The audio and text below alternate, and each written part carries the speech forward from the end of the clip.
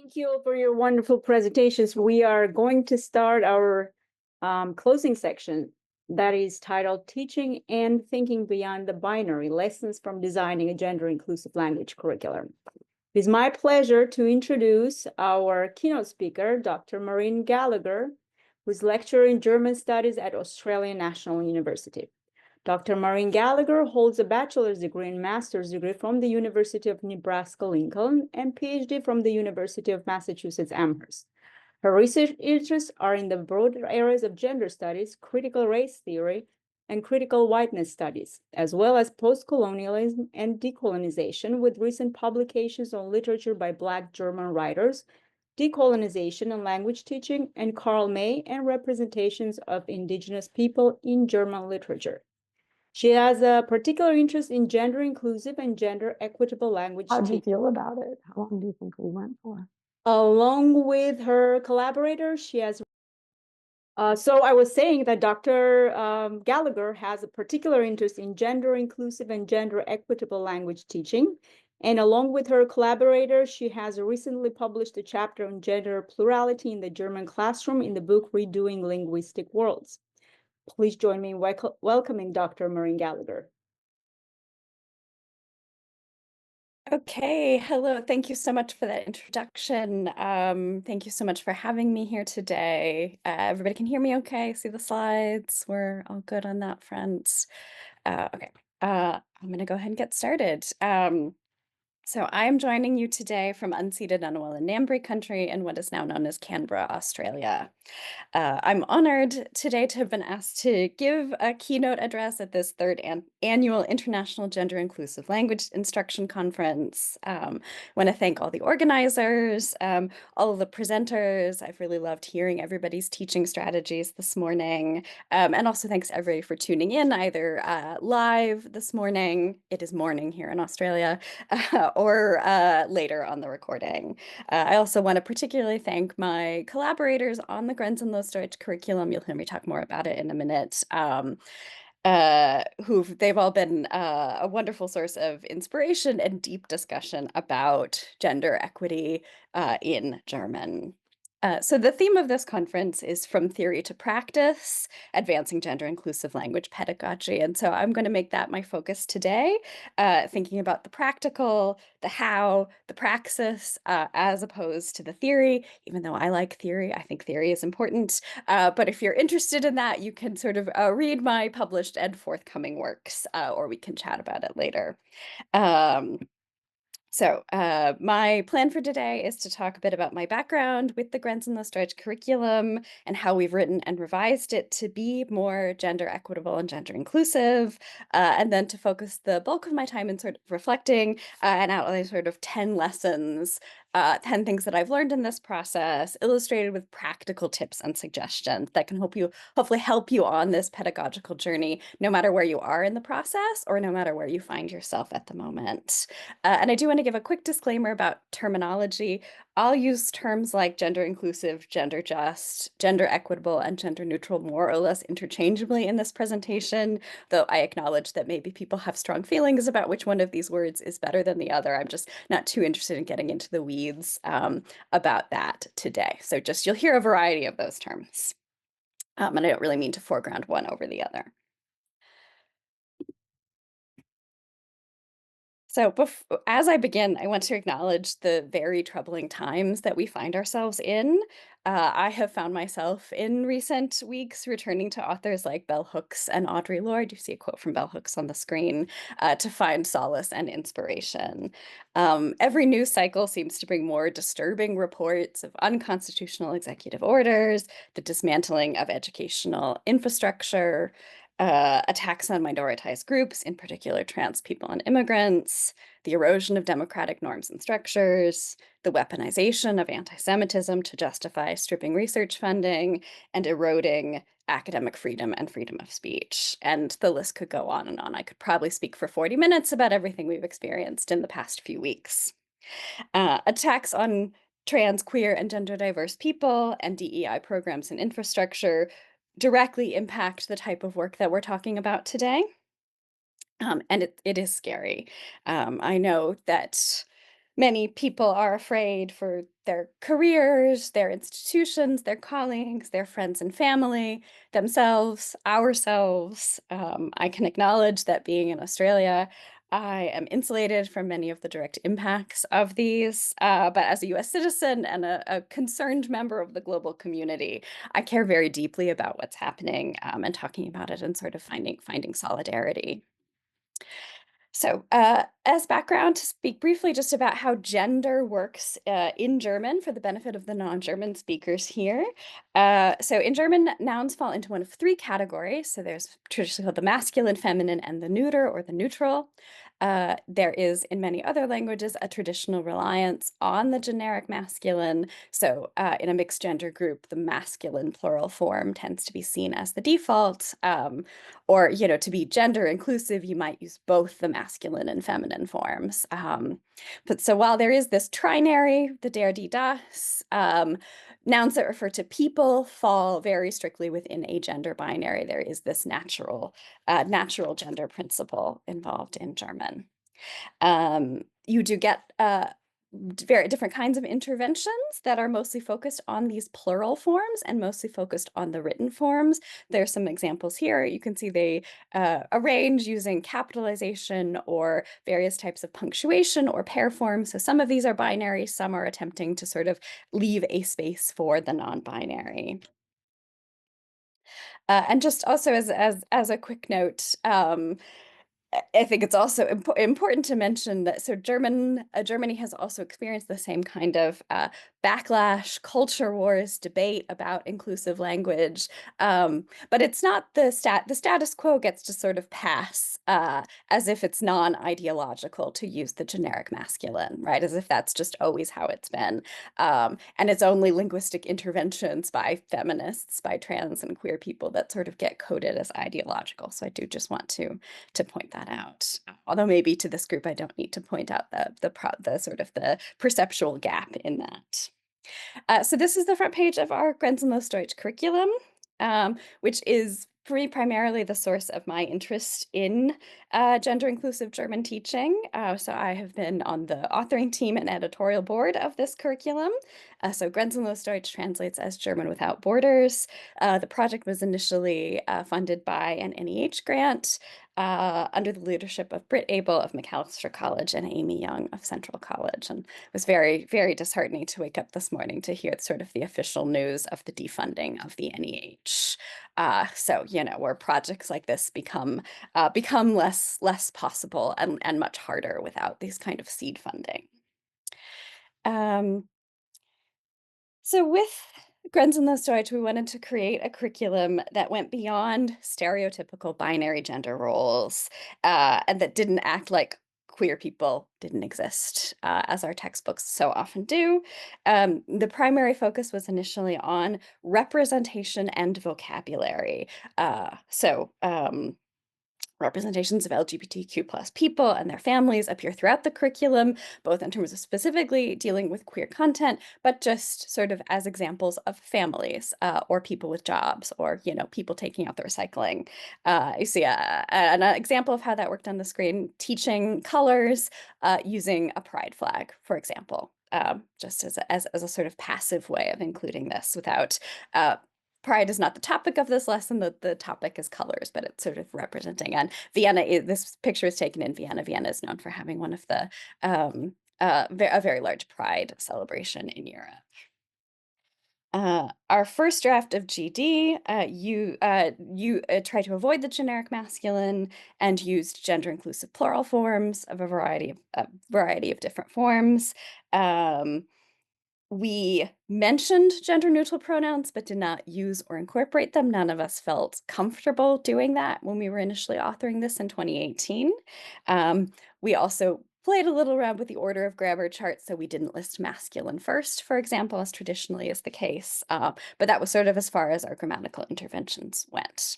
But then as many of us began to teach with the curriculum in 2019 and 2020, we sort of realized that this approach was not exactly adequate. We were having an increasing number of students in our classrooms who used non-binary pronouns in English, most often they, and we're sort of asking and wanting, and in some cases expecting there to be an option in the German language, and we're sort of coming to us and this lovely queer-friendly, inclusive curriculum, and this is not something that we were capable of doing at the time. So beginning in 2021, I oversaw a major overhaul of the curriculum to incorporate non-binary neopronouns and a more gender-neutral approach to grammar terminology. So here you see an example of that in a table showing the conjugation of the verb to have with the personal pronouns. And you see the non-binary neopronoun xia, which was developed by comic artist Ileana Hagar, is listed along with they next to the traditional he, she, it, sie, es, er pronouns. So there's no single gender-neutral pronoun in Germany that is widespread, but these two, sort of xia and they, along with de, seem to be the most common, or seemed at the time to be the most common. So that's sort of what we decided to go with. And xia, and to a lesser extent they, now appear throughout the curriculum in grammar charts, in activities, and in sample sentences. And the hope was this is to sort of foreground an inclusive approach to present options, and hopefully not totally foreclose the possibility of other pronouns or other ways to identify. But sort of for people who just want a quick, easy option to slid in, it's sort of there from day one in the introductory German. So the second change was, as I said, to adopt a different language in talking about gender. So when we are talking about nouns, we don't talk about them having a gender anymore. We talk about them having a class. 'Cause grammatically, that is what gender largely is. It's a categorization of nouns, particularly in German, where we have this trinary structure of der, die, das. So we, yeah, so and then this we were inspired by particularly Lindsay Prezau of Iowa State University, who gave a presentation in, I think, 2019 at Actville about this that a colleague saw. And I'll show a tweet of hers on the screen, and I'll go ahead and read it. An alien scientist with no cultural concept of grammatical gender would look at German and see a complex noun class system based largely in morphology and phonology and not gender. So so our hopes in doing that is in sort of removing this idea of grammatical gender and talking just about noun class, we let gender be gender in the classroom. When we talk about gender, we're talking about this sort of complex social structure. And then when we're talking about nouns, it's a categorization. And the hope is this, that it, and this is something that Prezzo has argued, that actually when you use this language, students tend to are a little bit more accurate in their use of articles. I think the theory is that you reduce the interference of gender, of this idea of masculine and feminine. When you're talking about table, that's not necessarily relevant. The hope is that you get students to focus on the other morphological aspects of the words. And because Grenzenlos Deutsch is an online open access curriculum, we have full control over it. I can go in and edit all the charts, fix any typos. I don't have to wait for a new edition of the textbook. I don't have to go to an editor. I don't have to make the case to somebody that they need to sell this textbook. So that's one of the great benefits of open access materials. We have full editorial control. It's down to our own judgment. And as the language changes, we can change the curriculum to reflect that. And I also say, as we have then also influenced the culture as well. So at the time, we were really at the forefront of this. And since then, another commercial textbook, Impulse Deutsch, is adopting more of the same language as well, in moving away from the language of noun gender, in better incorporating gender inclusive pronouns. I believe their second edition is going to be much more inclusive than the first, which is also lovely. So it's great to sort of see the concrete impact of this. And yeah, so with that as the background, I'll move on to these kind of 10 lessons, 10 sort of things that I've distilled out of this process of doing this work with Grenzenlos Deutsch.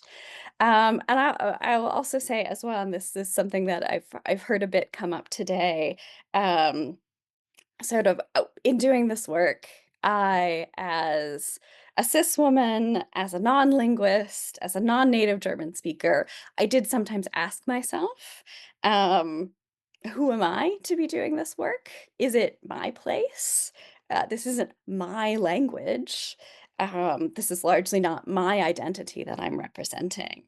So I approach this as a feminist and as a language teacher, but not really as what I considered an expert or an authority. And even though I'm giving this keynote, I'm still uncomfortable with the idea of sort of authority and expertise in this area. But I did at some point realize that if I didn't take time to figure out how to be more gender equitable in my own German speaking and teaching, my students weren't going to have access to that language either. So that sort of kicked me to, okay, time to just get over yourself and do it and figure it out. And so I did a bunch of reading and I did some research and I've sort of muddled along. So hopefully some of these lessons can help you as you muddle along in this process, no matter where you are. And one other note as well about the photos and images that you see in this presentation. They are, for the most part, coming from our online open access Grenzenlos Deutsch repository, where I've taken photos from other sources. You'll see a credit on the screen. So my first lesson, the first thing is the importance of community and working in community, finding the people to do this work and not going it alone, particularly in, this work is better when we do it together, but also particularly in these kind of dark times, it is more important than ever that we find connection and community. So pictured here are my co-authors from the Grenzenlos Deutsch curriculum, this photo was taken at the end of our month-long authoring trip to Vienna in 2018, with the people pictured, as well as some of the folks who weren't pictured who are listed on the left. Without this collaboration, I wouldn't be here. We've all spent many hours talking together through these issues, thinking, debating, brainstorming, working towards consensus, writing, revising, and publishing both our curriculum and several academic pieces. So I'm just going to encourage everybody to make these kinds of connections in sort of whatever form that needs to take, whether that's folks you meet at this conference, whether that's your own colleagues or colleagues down the road at uh, a local university, through ACTFL, special interest groups, or allied organizations like AATG. Um, find those people who can support you on this, particularly if you're at a less favorable institutional context. That can be really helpful to sort of have these spaces to draw on. I would also say social media as well is a great place, particularly to make connections with people in the target language communities doing this work. I've found some great resources through some Facebook groups devoted to gender inclusive German. So Facebook groups, TikTok, Instagram are also other places where you can sort of find examples of people doing this work to not need to recreate the wheel. As a Germanist, I've also found the groups, the Coalition of Women in German and the Diversity Decolonization and the German Curriculum Collective to be really invaluable spaces for this collaboration and finding allies. And I know these types of organizations exist for other language and cultural areas.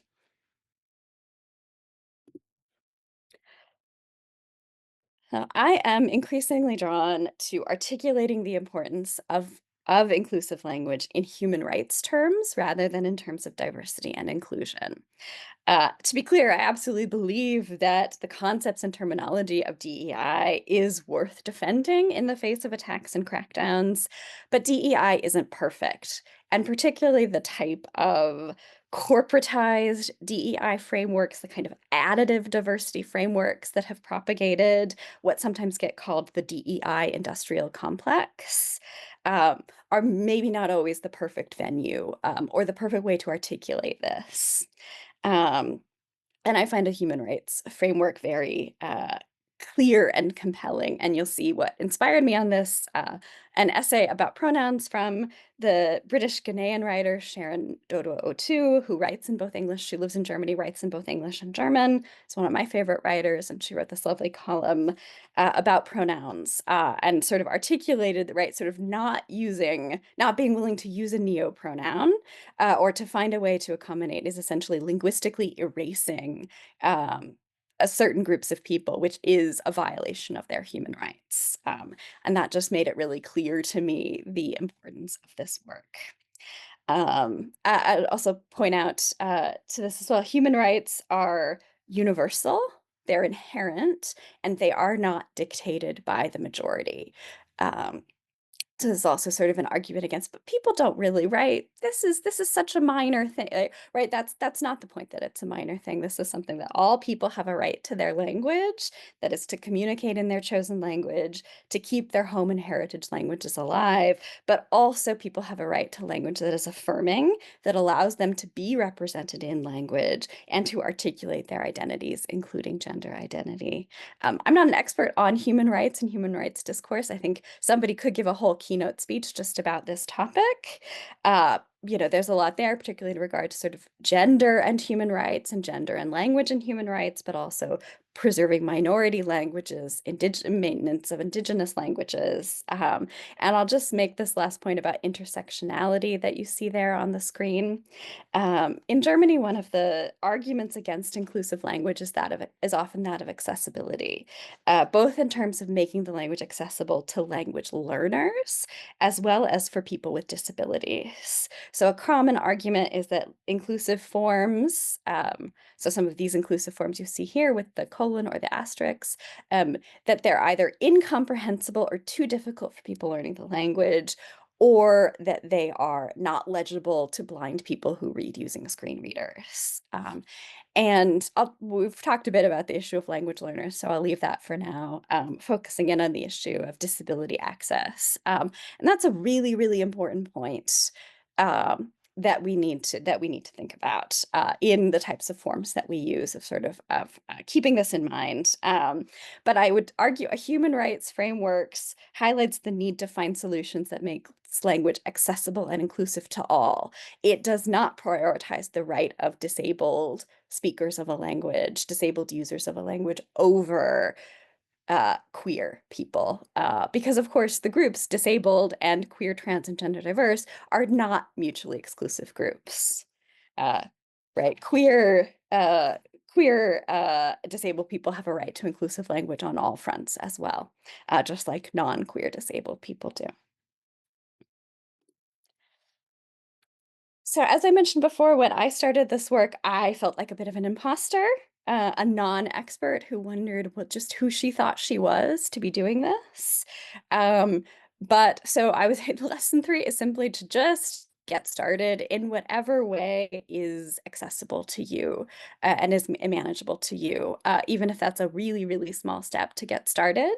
You don't necessarily have to rewrite your entire curriculum like I did. That's maybe not a reasonable or accessible place to start. One way to start, so something my colleagues had done before I had started at my institution, was to come up with sort of a pronoun statement and inclusive language statement. This is modeled on one that was written by the German department at Grinnell College, so colleagues Vance Bird and Javier Semper-Vandrell. In particular, we put this on our course pages in Moodle. When I email my students before the start of the semester, to tell them where the classroom is, I point to this document and say, hey, take a look at it.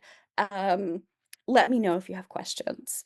So it's simply sort of making a commitment to find language that will work with students, to work with them one-on-one, to find something that will work. And just a simple step like this, I often, when I send that email, get a response from students saying, oh, thank you, I'm glad you're thinking about that. Or, oh, my high school German teacher said it wasn't possible. It's great to know that, that this exists, that this is possible. It's a very small, easy step that sort of signals to students that you care about this and that you'll work with them. So lesson 4 is about embracing both complexity and simplicity at the same time. And I will admit, this is one that I have struggled with a bit, I think, because I do a lot of introductory language teaching. So I need things to be sort of simple and clear, right? I want to just sort of put the chart up on the screen and call it good. And this is something that I've learned from Chris Knisley very much. About this, who's written about the quote cislingualist compulsion to say just convert a binary he/she into a trinary he/she/they and just call it good, right? That's inclusive, that's done. And really pointing out that this is not an adequate approach. It does not capture all ways that people exist within language and gender. I know that doesn't capture people who don't use pronouns at all, or people who use different pronouns than the one you've included. So really being able to embrace that complexity, right? Gender is complex. How people identify themselves, how they understand their genders and sexualities, the words and pronouns that they use for themselves can be situationally dependent, can shift and change over time depending on context, how one is feeling, who one is speaking to. And we don't want to close off this complexity while we search for simple and inclusive solutions. So we need to find ways to embrace the things that are complex, like gender, but also embrace the sort of simple innovations that we can make. And we've heard a lot of these kind of simple suggestions, and I don't mean simple as a dismissive, using sort of gender neutral terminology, right? So in German, if I say find a partner to work with, I have to choose a gender for that word partner. If I say work in groups of two, there's no gender involved in that. So that's kind of using these language shifts can be simple things that we do that maybe students don't actively pick up on, but that will get there with time. Using more inclusive stock photos. I know Vice maintains the Gender Spectrum collection, which are stock photos of queer and trans and gender diverse people.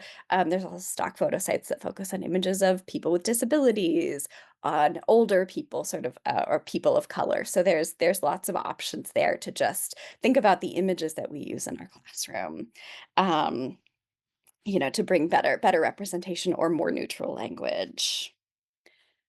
And something else I will highlight, Kiki Kosnick's work, another former keynote speaker from previous iterations of this conference, the idea of proper pronouns that have been developed with the colleague Vicky R. Phipps. So there's the link there as well, hopefully big enough for you to go read and explore that. This is something that I think is potentially useful in any language. It's something that could be practiced with the class, could very early on to give students an option if this is something that they want to work with. So I think this is an example of something that is sort of a more simple and accessible intervention that we can make.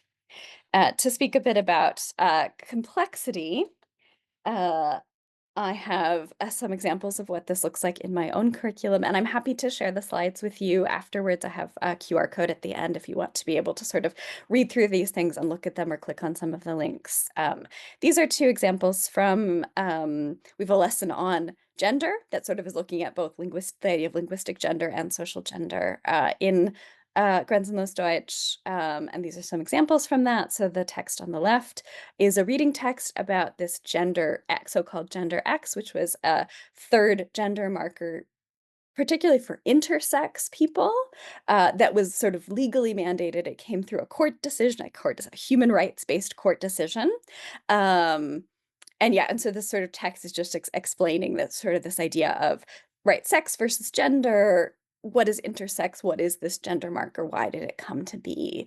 And then the text on the right that's a listening comprehension activity that accompanies a video that we took speaking to a gender studies doctoral student at the University of Vienna, explaining sort of in simple, accessible language, well, what does this German word Geschlecht mean? And one of the complicated things in German, this concept of Geschlecht is both sex and gender. So it doesn't really map neatly onto the English term. So this is sort of trying to explain that in words that, first-year language students could understand. As one more example, I'll sort of go through as well.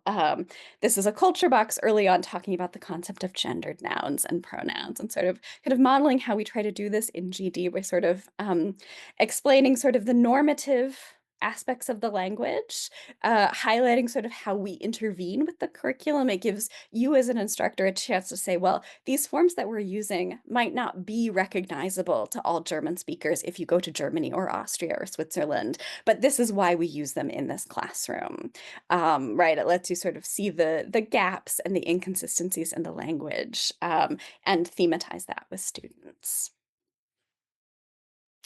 So these next couple of lessons, I think, are ones that I really don't need to tell to language teachers because we know this.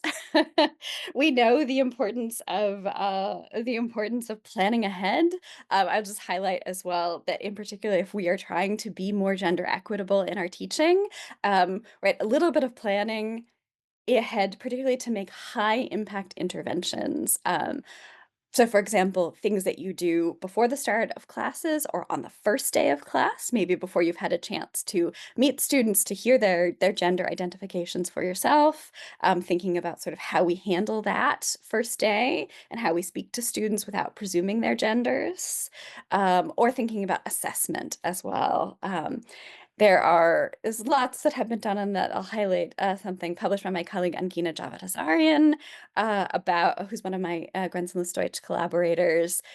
These are some of the questions she includes on her student information form that she gives students at the start of the semester, sort of explaining how gender works, the possibilities, and opening up to students, giving them a chance to sort of identify if this impacts them, if they want to talk to her about it. And then if they come meet with her to talk about it further, she also asks questions like, to get a sense from the student of, well, how do you want me to handle misgendering in the classroom? Do you want me to intervene? Do you want me to let you intervene? Do you want me to only intervene if you're not there? Do you want me to use these pronouns outside of the classroom or just inside? What about Parents' Day? So sort of getting that sense, again, working with students to, to sort of figure out what works for them. Might as well, something else, another. We all heard from Chris this morning some examples. The top on the upper left is something that you can put on an assignment header to sort of allow students to temporarily pin down what agreements they're using on that particular assignment. So if it gives this sort of venue for students to explore linguistically, but also allows you as the instructor to be able to offer error correction in a thoughtful way without, sort of knowing what students are aiming for so that you can offer the right kind of corrections. And then the lower left is an example of what this might look like on a student information form. And then the activity on the right is coming from one of my own activities. That I do usually the second or third week of the semester, reviewing with students just basic verb conjugations and pronoun agreements, right? So you interview a student, so you start with a list of questions that are in the you form, you have to answer in the I form, and then your partner writes down the he, she, they forms. So it's there sort of prompting, not doing a pronoun round with no context, sort of prompting when students are going to need to use third person pronouns to describe someone, reminding them to check what that pronoun is and to think about the pronoun. And this is not just for the benefit of students who are using neopronouns or no pronouns. This is for the benefit of everybody because pronouns are hard when you learn a new language. And a lot of students mix up he and she when it's not a matter of misgendering. It's just because these words are new and unfamiliar. So I think for me, it's an example of how these kind of inclusive language principles benefit everybody in the class, not just students who are using neopronouns. So again, another lesson, accepting discomfort and don't be afraid to make mistakes. As language teachers, we've got this one. We absolutely know that imperfections happen, that mistakes happen in the classroom. We lean into those moments of, I don't know, I'm not sure, I'm gonna have to look that up and get back to you. But just highlighting as well, in particular, when we're thinking about making gender equitable or gender just interventions. These might be unfamiliar to us and we might make mistakes, we might stumble, and we need to just be able to accept that, to put our egos aside, to be able to, if we make a mistake, to apologize, move on, and do better in the future. We have to learn to live with those moments of awkwardness and that discomfort.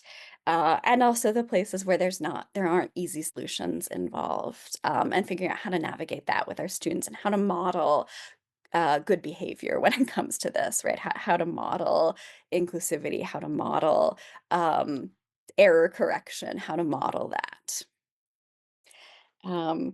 Next lesson, this is probably in many ways going to be harder for you than it is for your students. So this illustration comes from Ileana Hager, who I mentioned, who invented this non-binary neopronoun xia. Um, and it was really a moment of revelation for me when I started using xia, and I realized I was in some ways struggling more than my students were. I was having to wrap my brain and my tongue around a pronoun that was unfamiliar to me, that I hadn't used for my first 2 decades of speaking the language. But my students were only 1 or 2 weeks in, so the pronouns were all equally unfamiliar. And I think this is a really important lesson that also sort of speaks against some of these arguments about inclusive language being too difficult for language learners. So the chart on the left is a traditional article chart, the in German, in the 4 different cases. The one on the right comes from Jona Morrow and Noah Frank, who run a website called geschlechtsneutralesdeutsch.com. That's genderneutralgerman.com. And their sort of proposal for a 4th grammatical category for nouns. And really, is the chart on the left that much easier than the chart on the right? You know, learning 4 articles instead of 3 articles is not worlds more complicated for introductory students. It's complicated for us because we have to unlearn something and unthink something that we have been doing for a long time. And I think this is a really important point to keep in mind for those of us who are language teachers. So lesson 8 is that inclusive language is authentic language. Um, so Judith Butler wrote in their recent book, Who's Afraid of Gender, that certain groups in the non-English speaking world dismiss gender as a, quote, foreign imperialist intrusion, end quote, into their languages, nations, and cultures. And this holds true for the German-speaking content, where gender inclusive language is sometimes dismissed as totally incompatible with the language, and an example of foreign wokeness or DEI or gender ideology that's being non-consensually imposed from without. But the examples that I've drawn from today and in my teaching are coming from German speakers. Ileana Hager, Jona Mora, Noah Frank, the Facebook group I mentioned before. There's a group called the Organization for Gender Neutral German, the Verein für Geschlechtsneutrales Deutsch. They have a website and Facebook group. Those are all German speakers. They're not using mainstream language, but they are German speakers who are authentically using the German language, just in some non-standard and non-traditional ways. I've actually always been a little bit skeptical of the way our field kind of fetishizes authentic materials to the expense of other things. And I found a wonderful article from 2004, so over 20 years old, from Richard Day, criticizing what he termed the cult of authentic materials that I very much resonated with. But I think too, for me, it was about learning to think differently about the ideas of authenticity. Authenticity can be a trap if we only interpret authentic to be mainstream, to be the standard language ideology. We need a more expansive idea of what authenticity is in our classrooms, right? The language of Indigenous people, queer people, people of color, who are maybe using language in non-normative ways to resist the status quo, to resist the state, to resist the binary or whatever it may be. These can be really important and really powerful if we sort of, let them exist as examples of authentic language that belong in our classrooms. So I mentioned this at the beginning. So praxis is important, but theory matters too. I'm not going to belabor this point. I've actually spent a lot of the past year really kind of immersed in different types of theories, sort of feminist theory and queer theory, lavender languages and linguistics, really to help me unthink my own ideas about gender and language. That the idea that Chris talked about with us earlier, right? Language is an action, an interaction. It's not a thing. Some of these ideas I've been really drawn to thinking about, to Judith Butler's work, right, the idea of trans-affirming and queer inquiry-based pedagogies that we heard a bit about earlier. Yulia Komska, David Gramley, and Michelle Moyd have a really useful concept called linguistic disobedience. I've also been reading a lot of culturally responsive pedagogy to use this kind of theory to ground my classroom praxis to kind of unlearn, unthink these binaries. So that I've been working and writing on that. That piece should be out by the end of the year if you're interested. So I'm not going to say more about theory, just in the interest of time. I want us to have a bit of time for discussion. So I will go on to my final lesson. Again, I think I'm probably preaching to the choir on this point if you've spent your day immersed at this conference, but that, this is important work and we need to really recommit to it now.